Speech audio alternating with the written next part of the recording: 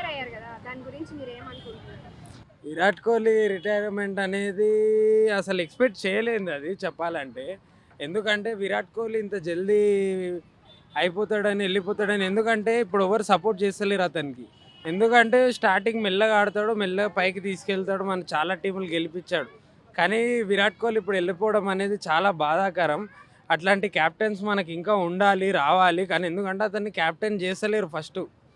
ఆర్సీబీలో కూడా క్యాప్టెన్సీ ఇవ్వలేదు, ముందు కూడా క్యాప్టెన్సీ ఇస్తలేరు. అసలు అంత పెద్ద ప్లేయర్కి క్యాప్టెన్సీ ఇవ్వకపోతే ఎట్లా? వాళ్ళు ఎవరెవరో చిన్న చిన్న బచ్చబచ్చాయాళ్ళకి ఇస్తే ఎట్లా చెప్పండి? అతను కూడా ఫీల్ అవుతాడు కదా, అతను కూడా మనిషే కదా. నిన్ననే బాబా దగ్గరికి వెళ్ళి ఆశీర్వాదం కూడా తీసుకున్నాడు. అతనికి ఆశీస్సులు ఉండి టెస్ట్లో ఆడతారేమో మేబీ నాకు తెలిసి.